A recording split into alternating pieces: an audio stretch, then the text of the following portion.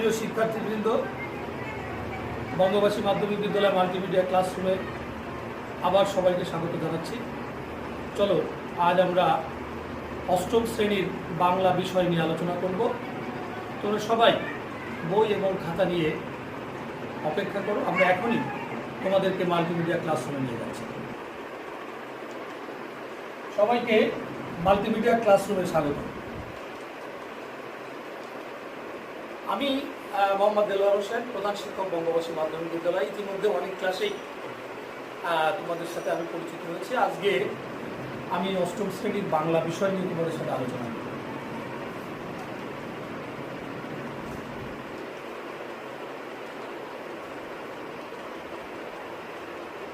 আমরা এখানে 4টি ছবি দিয়েছি। এই ছবিগুলো তোমরা দেখো এবং বলো যে ছবিগুলোতে কি দেখা যাচ্ছে। এই যে ছবিগুলো, এই ছবিটিতে কি দেখাচ্ছে, এই ছবিটি দেখে আমরা কি বুঝতে পারছি, এই ছবিটি দেখে কি বুঝতে পারছি, এই ছবিটি দেখে কি বুঝতে পারছি। অর্থাৎ ছবিগুলো দেখে তোমরা বোঝার চেষ্টা করো যে এগুলো কিসের ছবি। Very good. আমরা এখন দেখবো এইটি হচ্ছে একটি নকশি কাঁথা। এটি হচ্ছে নকশি কাঁথা। এটা মানুষ অনেক কষ্ট করে হাতে বোনে এবং অনেক সম্ভ্রান্ত মানুষ এটি ব্যবহার করে। এটি হচ্ছে হাত পাখা। এই যে হাত পাখা, এই হাত পাখা আগে তালের পাখা ছিল বিভিন্ন, কিন্তু এটি কিন্তু সম্পূর্ণ হাতে বোনা, বাঁশ এবং কাপড় এবং সুই সুতা দিয়ে নকশি কাঁথার মতো একটা হাত পাখা। এটি আমরা দেখতে পাচ্ছি এটি হচ্ছে মাটির তৈরি কাপ, অর্থাৎ মাটি দিয়ে যে তৈজসপত্র তৈরি করা যায় সেইটির একটি নমুনা এখানে দেওয়া হয়েছে। যে চায়ের কাপ, সেটি মাটি দিয়ে তৈরি করে সেটির উপরে শিল্প রং দেওয়া হয়েছে। এরপরে আমরা দেখতে পাচ্ছি বেতের তৈরি জিনিস, অর্থাৎ বেত দিয়ে। আমরা দেখতাম যে আগে বেত দিয়ে অনেক কিছু তৈরি করতো, এখন কাঠের কাছে অনেকটা কমে গেছে, কিন্তু এটাও একটা শিল্প। এই বেতের তৈরি জিনিস আমরা দেখতে পাচ্ছি। এগুলো কোন ধরনের শিল্প, এটা কি তোমরা বলতে পারো? আমরা দেখলাম এই ছবিগুলো কি, এবার এটা তো নিশ্চয়ই একটা শিল্প, তবে শিল্পটা কোন ধরনের শিল্প? এটি হচ্ছে লোকশিল্প। তো আজ আমরা তোমাদের আমাদের লোকশিল্প এই অধ্যায় নিয়ে আলোচনা করব। প্রথম অংশ, এটি লিখেছেন কামরুল হাসান। আজকে আমরা আমাদের লোকশিল্পের প্রথম অংশ নিয়ে আলোচনা করব। এটি লিখেছেন জনাব কামরুল হাসান। শিখন ফল। আমরা যে কাজগুলোই করব, এই কাজগুলো আমাদের একটি শিখন ফল থাকে। অর্থাৎ এই অধ্যায় শেষে আমরা লেখক পরিচিতি উল্লেখ করতে পারবে তোমরা, আর কে লিখেছেন সেই লেখক সম্পর্কে তোমরা বলতে পারবে। নির্বাচিত অংশটুকু শুদ্ধ উচ্চারণে পড়তে পারবে। যে অংশটুকু আজকে আমরা আলোচনা করব সেই অংশটুকু তোমরা শুদ্ধভাবে উচ্চারণ করতে পারবে। নতুন শব্দগুলোর অর্থসহ বাক্য ও অনুচ্ছেদ গঠন করতে পারবে। বাংলাদেশের লোকশিল্পের মসলিন, জামদানি, খাদি, আদিবাসী বস্ত্র বর্ণনা দিতে পারবে। এই বিষয়গুলো আজকে পাঠ শেষে তোমরা অর্জন করতে পারবে। এবার আসি আমরা লেখক পরিচিতি। যিনি এটি লিখেছেন তার সম্পর্কে আমরা পরিচিত হব। আমরা তার ছবি দেখছি। ওনার নাম হচ্ছেন কামরুল হাসান। উনি জন্মগ্রহণ করেন 1921 খ্রিস্টাব্দে। অর্থাৎ কামরুল হাসানের জন্ম হচ্ছে 1921 খ্রিস্টাব্দে। উনি পেশা অধ্যাপনা। উনি একজন অধ্যাপক ছিলেন এবং ঢাকা বিশ্ববিদ্যালয়ে চারু ও কারুকলা ইনস্টিটিউটে উনি অধ্যাপনা করতেন।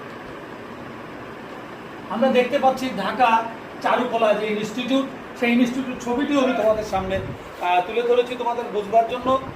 আমাদের জনাব কামরুল হাসান উনি এই ঢাকা বিশ্ববিদ্যালয়ের চারু ও কারুকলা ইনস্টিটিউটে উনি অধ্যাপনা করতেন। ওনার খ্যাতি কোন বিষয়ে? উনি ছিলেন একজন খ্যাতিমান শিল্পী। উনি আমাদের এই দেশের অত্যন্ত খ্যাতিমান একজন শিল্পী ছিলেন। ওনার গ্রন্থ বাংলাদেশের শিল্প আন্দোলন ও আমার কথা।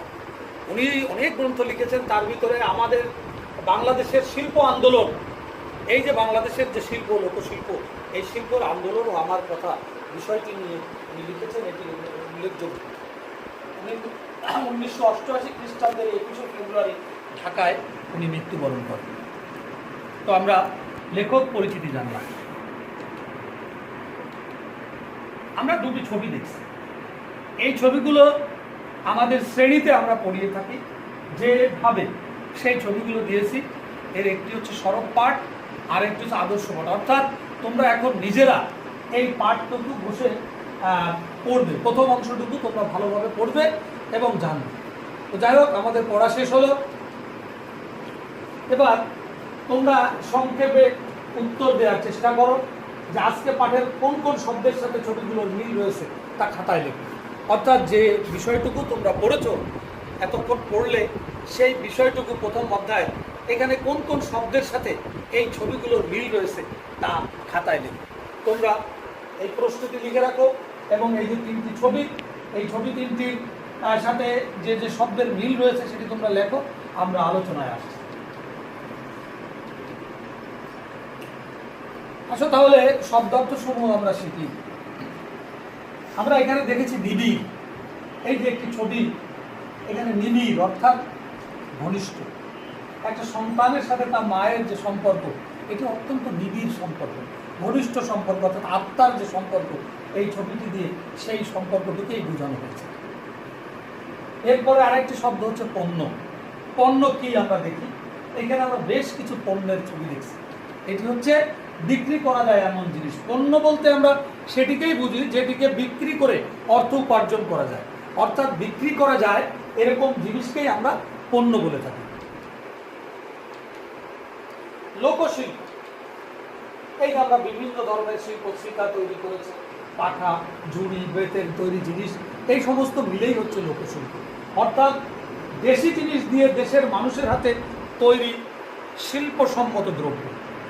অর্থাৎ দেশি জিনিস বলতে বোঝাচ্ছে হাতের কাছে যে জিনিসগুলো পাওয়া যায় আমাদের, সেই জিনিসগুলো দিয়ে তৈরি শিল্পসম্মত দ্রব্য, যেটি মানুষ শখ করে ব্যবহার করে, ঘরে শোপিস হিসাবে রেখে দেয়, সেই জিনিসগুলো বলতেই আমরা লোকশিল্প বলে বুঝে থাকি। সম্পূর্ণ হাতে, নিপুণ হাতে দেশীয় দ্রব্য দিয়ে এই জিনিসগুলো তৈরি করা হয়। এরপরে আরেকটি শব্দ সম্পর্কে আমরা জানবো, হচ্ছে দক্ষতা। দক্ষতা এর হচ্ছে নিপুণতা বা পারদর্শিতা। দক্ষতা বলতে আমরা বুঝি নিপুণতা, এর অনেক অর্থ রয়েছে। পারদর্শিতা, দক্ষতা, পারদর্শিতা, নিপুণতা, কাছাকাছি শব্দ। নিপুণতা, এখানে যে নকশি কাঁথাটি সেলাই করছে একজন গ্রাম্য রমণী, সে অত্যন্ত নিখুঁতভাবে সুই সুতা দিয়ে একটি ছবি, একটি সমাজের ছবি, একটি প্রতিচ্ছবি সে তুলে ধরছে। এই যে কাজটি করছে অত্যন্ত দক্ষতার সাথে, এই বিষয়টি আমরা পাঠ্য বইয়ে দেখেছি। বাঙালি জীবনের সাথে নিবিড়ভাবে জড়িয়ে আছে কুটির শিল্প। এই যে কুটির শিল্প, এটি বাঙালিদের জীবনের সাথে অত্যন্ত নিবিড়ভাবে জড়িয়ে আছে। আমরা দেখছি যে আমাদের যে জীবন, আমরা বাঙালি, বাংলাদেশি, আমাদের যে জীবনযাত্রা, এই জীবনযাত্রার সাথে এই কুটির শিল্প অত্যন্ত নিবিড়ভাবে জড়িয়ে আছে। বেতের আসবাবপত্র, আমরা আমাদের গৃহে ব্যবহার করবার জন্য এই বেতের আসবাবপত্র ব্যবহার করে থাকি। এখানে সোফা হিসেবে ব্যবহার করি, আমরা ফুলদানি হিসাবে ব্যবহার করি, আমরা বিভিন্ন নকশা হিসেবে এটা ব্যবহার করি, আমরা এটাকে এই খাট হিসেবে ব্যবহার করি, অনেক কিছু, চেয়ার বসার জন্য ব্যবহার করে থাকি। অর্থাৎ এই বেত দিয়ে বিভিন্ন শিল্প তৈরি করে দৈনন্দিন জীবনে আমরা এটি ব্যবহার করে থাকি অত্যন্ত শৌখিনভাবে। এরপরে বাঁশের তৈজস্প, এখানে আমরা দেখতে পাচ্ছি অনেকগুলো ঝুড়ি। আমরা ঘরে এখন যেমন প্লাস্টিকের বক্স ব্যবহার করি, এটা না করে আগে আমরা এই বাঁশের তৈজসপত্র এগুলো ব্যবহার করতাম। এটা দিয়ে আমরা ফুলদানি করতাম, এটা দিয়ে আমরা বাক্স ব্যবহার করতাম, বিভিন্ন ঝুড়ি হিসাবে ব্যবহার করতাম। এই বিষয়গুলো হচ্ছে কুটির শিল্পের আরেকটি অনন্য বিষয় আমরা দেখতে পাচ্ছি। মাটির তৈজসপত্র, অর্থাৎ আমরা বিভিন্ন সময় বিভিন্ন আমরা যে ফুলদানি কিনে থাকি, আমরা দেখতে পাচ্ছি যে এখানে একটা টেবিলের উপরে অনেকগুলো ডিজাইনের, যেটা এখানে একটা গ্লাস রয়েছে, প্লেট রয়েছে, গামলা রয়েছে, বাটি রয়েছে, ফুলদানি রয়েছে, এইসব কিছু মাটির তৈজসপত্র। অর্থাৎ মাটি দিয়েও যে এই তৈজসপত্র তৈরি করা যায় তার একটি অনন্য উদাহরণ হচ্ছে এই বাংলাদেশের কুটির শিল্প। কুটির শিল্প এই কাজটি প্রতিনিয়ত করে যাচ্ছে। এবং একটি বিষয় আমরা জানি যে এই জিনিসপত্রগুলো কিন্তু একেবারেই 100% স্বাস্থ্যসম্মত। এই মাটির তৈরি জিনিস ব্যবহার করলে আমাদের অনেক রোগ বালাই থেকে আমরা দূরে থাকতে পারি। এবং সবচাইতে বড় যে মাটির পাত্রে যদি পানি রাখা হয় সেই পানি কিন্তু গরমের সময়ও ঠান্ডা থাকে। এই জন্য গ্রামে দেখা যায় মানুষ মাটির কলসি বেশি বেশি ব্যবহার করে। এরপরে আমরা দেখছি তাঁতের তৈরি কাপড়, এটিও আরেকটি কুটির শিল্প। আমরা যে সমস্ত শাড়ি, লুঙ্গি, পাঞ্জাবি, জামা ব্যবহার করি এগুলো অনেক কিন্তু এই তাঁতের কাপড়। বাংলাদেশের যে কুটির শিল্প তারই একটি অনন্য একটা বৈশিষ্ট্য, সেটি হচ্ছে তাঁত। এই তাঁতে আমরা দেখতে পাচ্ছি যে একজন তাঁত শিল্পী সে বসে তার নিপুণ হাতে তার সে কাপড় তৈরি করছে।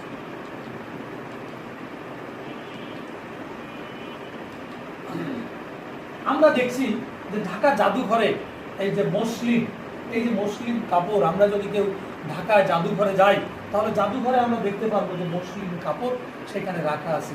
এটির নাম হচ্ছে ঢাকাই মসলিন। এটি সারা বিশ্বে অত্যন্ত জনপ্রিয় একটি কাপড়, মসলিন কাপড়। এটি জমিদাররা আগে ব্যবহার করতেন। এর একটা বৈশিষ্ট্য আছে, আমরা দেখতে পাচ্ছি যে মসলিনের বৈশিষ্ট্যটা কি। অর্থাৎ আমরা যে দেয়াশলাই ম্যাচ ব্যবহার করি, এই মসলিন কাপড় একটা ম্যাচের ভিতরে রাখা যেত। অত বড় শাড়ি এটাকে চাপ দিলে ছোট হয়ে যেত এবং একটা আংটির ভিতর দিয়ে সেটাকে অনায়াসে প্রবেশ করানো যায়। এই যে ঢাকায় মসলিন, এটি এই অনায়াসে এই আংটির ভিতর দিয়ে ওই যে দেয়াশলাই যে ম্যাচ, ওই ম্যাচের ভিতর দিয়ে প্রবেশ করে এপার থেকে ওপারে নিয়ে যাওয়া যায়। এটি হচ্ছে মসলিনের অন্যতম একটি বৈশিষ্ট্য।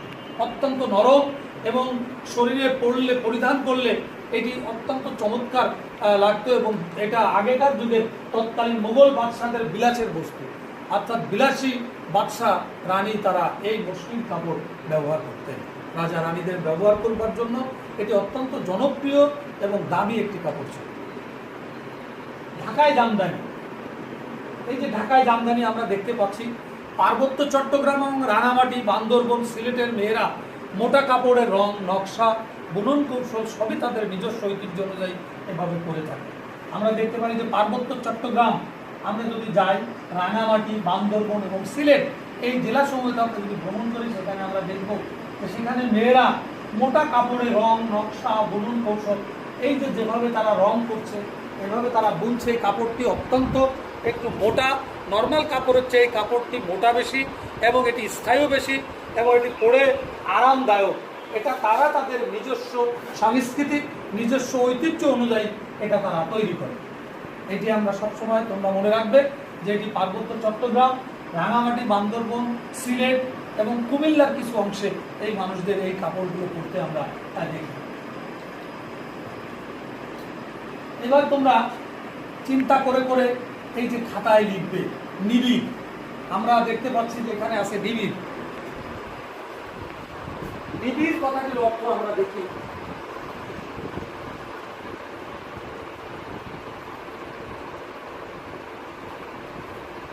এই যে উপরের যে আমরা শব্দগুলো দেখছি, একটি হচ্ছে নিবিড় আর একটি পণ্য, লোকশিল্প এবং দক্ষতা। এবার তোমরা চিন্তা করে খাতায় এর উত্তরগুলো লেখো, উপরের ছবি ভালোভাবে দেখে শব্দ সমূহ একটি অনুচ্ছেদ লেখো। তোমরা এই শব্দগুলো দিয়ে একটি অনুচ্ছেদ লিখে রাখবে এবং বিদ্যালয় খোলার পরে তোমরা তোমাদের শ্রেণী শিক্ষককে এই অনুচ্ছেদটি দেখাবে। নিবিড়, পণ্য, লোকশিল্প এবং দক্ষতা, এই চারটি শব্দ দিয়ে তোমরা একটি অনুচ্ছেদ লিখে রাখবে। এখানে আমরা দেখছি নকশি কাঁথার প্রতিটি সূচের ফুলের মধ্যে লুকিয়ে আছে এক একটি গ্রাম্য পরিবারের কাহিনী, তাদের পরিবেশ, তাদের জীবন কথা। এই যে আমরা যে নকশি কাঁথা দেখি, এই নকশি কাঁথার বোনা হয় সূচ দিয়ে, সুতি কাপড়ের ভিতরে। এই কাপড়ে আমরা যে লেখাগুলো দেখছি, এই যে তৈরির যে শিল্পটা দেখছি, এই শিল্পটা সূচ দিয়ে একজন গ্রাম্য রমণী সে সুন্দরভাবে বুনে আনছে এক একটি গ্রামের ঐতিহ্য, একটি সংস্কৃতি অত্যন্ত নিপুণতার সাথে তারা করছে। যেমন আমরা দেখছি এই যে এখানে আমরা একটি নকশি কাঁথা দেখছি, এখানে একটি গ্রামের মেয়েরা তারা মাথায় কুলা নিয়ে তারা এখানে নাচছে। অর্থাৎ আমরা যখন নবান্নের উৎসব, সেই নবান্নের উৎসবের ছবিটি অত্যন্ত সুন্দরভাবে নিপুণতার সাথে সুই সুতা দিয়ে এটিকে তুলে ধরেছে। আরেকটি ছবি আমরা এখানে দেখতে পাচ্ছি, এটিও অত্যন্ত নিপুণভাবে শিল্প মানে ফুটিয়ে তুলেছে। সেখানে সুই সুতা দিয়ে এখানে একটি গ্রাম্য মেলার ছবি আমরা দেখছি। এখানে আমরা দেখছি যে বিবাহ বাড়ির আগে মেয়েরা করছে, এই যে দুজন পানি আনতে যাচ্ছে, এই যে পালকি, এই গ্রামের যে হাটে যে নিয়ে যাচ্ছে, পণ্য নিয়ে যাচ্ছে ঘাড়ে করে, এরকম বিভিন্ন ছবি সুই সুতা দিয়ে অত্যন্ত চমৎকারভাবে ফুটিয়ে তোলার চেষ্টা করেছে।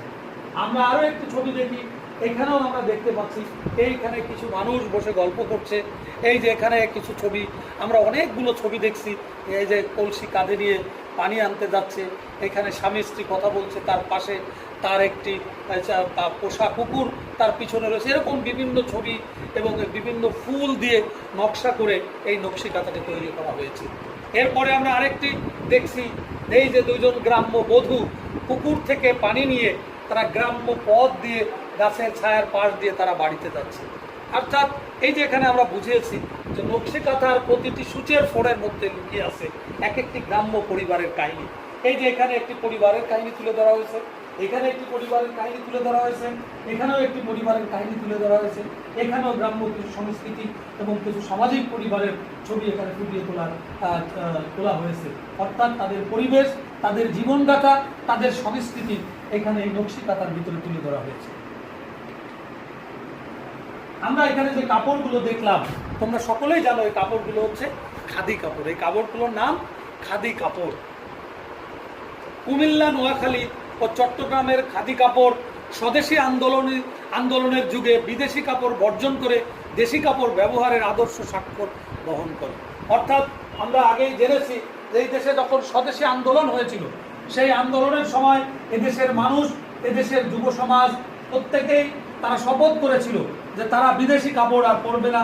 এবং সেই সময় তারা এই নোয়াখালী, কুমিল্লা এবং চট্টগ্রামের যে উল্লেখযোগ্য যে খাদি কাপড়, এই কাপড় তারা ব্যবহার করে সেই সময় তারা একটা আন্দোলন সৃষ্টি করেছিল। সেই কারণেই দেখা হয়েছে যে দেশি কাপড়ের আদর্শ সাক্ষ্য বহন করে। সেই ইতিহাস, সেই সাক্ষ্যটি, এই কাপড় আমাদেরকে অত্যন্ত গর্বিত করে তোলে। এবার তোমরা সংক্ষেপে একটি উত্তর খাতায় লিখবে যে লোকশিল্পের অংশ হিসেবে মসলিন, জামদানি, আদিবাসী বস্ত্র সম্পর্কে 3টে করে বাক্য তোমরা খাতায় লিখে আনবে। অর্থাৎ মসলিন কাপড়, এই মসলিন কাপড় সম্পর্কে 3টি বাক্য লিখবে। জামদানি সম্পর্কে 3টি বাক্য লিখবে। আদিবাসী বস্ত্র সম্পর্কে, এই যে আদিবাসী বস্ত্র, আদিবাসীরা কোন ধরনের বস্ত্র ব্যবহার করে আমরা দেখলাম কিছুক্ষণ আগে, সেই আদিবাসীদের সেই বস্ত্র সম্পর্কেও তোমরা লিখবে এবং লিখে খাতায় তোমরা রেখে দেবে। স্কুল খোলার পরে তোমরা তোমাদের শিক্ষকের সামনে সেটি উপস্থাপন করবে। এবার আমরা বহু নির্বাচনী কিছু প্রশ্ন দেখি। কামরুল হাসানের রচিত গ্রন্থের নাম কি? তোমরা বলো রচিত গ্রন্থের নাম কি? আমরা যদি এখানে বলি যে আমাদের কথা, তাহলে দেখো উত্তরটি সঠিক না, এটি ভুল উত্তর। যদি বলি বাংলাদেশের লোকশিল্প, না, এটিও ভুল উত্তর। যদি বলি শিল্প আন্দোলন ও আমার কথা, এটিও ভুল উত্তর। এটির সঠিক উত্তর হচ্ছে বাংলাদেশের শিল্প আন্দোলন ও আমাদের কথা। কামরুল হাসানের যে রচনা, সেটির নাম হচ্ছে আমাদের শিল্প আন্দোলন ও আমাদের কথা। এরপরে দক্ষতা শব্দের অর্থ কি? উদ্দীপনা। এটি সঠিক নয়। দক্ষতা শব্দের অর্থ হচ্ছে নিপুণতা। এই যে এটি দেখো সঠিক চিহ্ন দিয়েছে। যদি মজবুত দেয় এটি ভুল, সংকেত যদি দিই সেটিও ভুল। এরপরে আমরা নিচে একটি উদ্দীপক দেখতে পাচ্ছি যে রাজ্জাক আলী একজন ব্রিটিশ বিরোধী আন্দোলনের কর্মী ছিলেন। এই আন্দোলনের একটি বড় দিক ছিল বিদেশি পণ্য বর্জন, দেশি পণ্য গ্রহণ। রাজ্জাক আলী ও তার সহযোদ্ধারা নিজেদের কাপড় নিজেরাই বুনতেন। উদ্দীপকের সাথে আমাদের লোকশিল্প রচনার সাদৃশ্য দিক, এটা কি মণিপুরি, মসলিন, খাদি কাপড় না তাঁতের কাপড়? এটি তোমরা বলো। আমরা বলার চেষ্টা করি। এটি যদি মণিপুরি হয় এটি সঠিক নয়, মসলিন কাপড় সঠিক নয়, খাদি কাপড় এই উত্তরটি সঠিক, তাঁতের কাপড় এটিও কিন্তু সঠিক নয়। অর্থাৎ রাজ্জাক আলী ছিলেন একজন ব্রিটিশ বিরোধী আন্দোলনের একজন কর্মী। সেই আন্দোলনের সময় তার একটি বড় উল্লেখযোগ্য দিক ছিল যে তারা বিদেশি পণ্য বর্জন করেছিলেন এবং দেশি পণ্য গ্রহণ করেছিলেন। এবং সেটি কীভাবে? এই রাজ্জাক আলী এবং তার সহযোদ্ধারা নিজেদের কাপড় তারা নিজেরাই তৈরি করে সেই সময়ে ব্যবহার করতেন।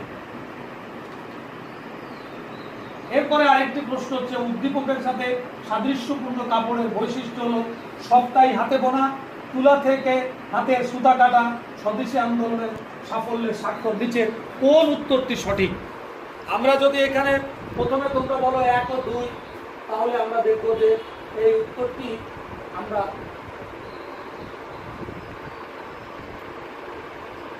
1 ও 2 এটি সঠিক নয়, 2 ও 3 সঠিক নয়। সঠিক উত্তরটি হচ্ছে 1, 2 ও 3। অর্থাৎ ওই যে আমরা যে উদ্দীপকটি দেখলাম, এই উদ্দীপকের সাথে সাদৃশ্যপূর্ণ কাপড়ের বৈশিষ্ট্য হলো যে কাপড়টির কথা সেখানে বলা হয়েছে, সেই সবটা কাপড়ের সবটুকুই হাতে বোনা এবং তুলা থেকে হাতের সুতা কাটা হয় এবং স্বদেশী আন্দোলনের সাফল্যের স্বাক্ষর নিচের কোনটি সঠিক? অর্থাৎ 1, 2, 3 তিনটাই এখানে সঠিক। এটি তুলা থেকে এই কাপড়ের কাঁচামাল আমরা ব্যবহার করতাম, তারপরে সম্পূর্ণটাই হাতে বোনা ছিল এবং এটা স্বদেশী আন্দোলনের একটি স্বাক্ষর এটা দিয়ে বহন করা হচ্ছে। প্রিয় শিক্ষার্থীবৃন্দ, এতক্ষণ আমাদের লোকশিল্পের প্রাথমিক প্রথম অধ্যায় প্রথম অংশ নিয়ে তোমাদের সাথে আলোচনা করলাম। আমি কিছু ছবি দেখিয়ে তোমাদেরকে পাঠের অভ্যন্তরে নিয়ে যাওয়ার চেষ্টা করেছি, যে ছবিগুলো তোমরা হৃদয়ঙ্গম করেছো। এই ছবিগুলো দিয়ে আমি অনেক কিছু বোঝানোর চেষ্টা করেছি। তো আজকে তোমাদের আমি একটি বাড়ির কাজ দিয়ে দিই, এই বাড়ির কাজটি তোমরা লিখে রাখো। বাড়ির কাজটি হচ্ছে নকশিকাঁথায় গ্রাম্য জীবনের যে কাহিনী ফুটে উঠেছে সে সম্পর্কে 5টি বাক্য তোমরা খাতায় লিখবে এবং নকশিকাঁথায় যে উপকরণগুলো রয়েছে তা লেখো এবং যে কোনো 5টি উপকরণ দিয়ে 5টি বাক্য রচনা করো। এই যে নকশিকাঁথা তৈরি করতে গেলে যে যে উপকরণ সমূহ আমরা ব্যবহার করেছি, সেই উপকরণ সমূহগুলো 5টি উপকরণের নাম তোমরা লিখবে এবং সেই উপকরণ দিয়ে 5টি ব্যাখ্যা তোমরা করবে। তো এই পর্যন্ত আমরা আলোচনা করলাম। ইনশাল্লাহ আগামীতে আবারও তোমাদের সাথে এরকম সুন্দর একটি ক্লাসে আমরা মিলিত হব। তোমাদের সবাইকে আবারও ধন্যবাদ জানাচ্ছি বঙ্গবাসী মাধ্যমিক বিদ্যালয়ের মাল্টিমিডিয়া ক্লাসরুমের পক্ষ থেকে। সবাইকে আবারও ধন্যবাদ জানিয়ে বিদায় নিচ্ছি। আল্লাহ হাফেজ।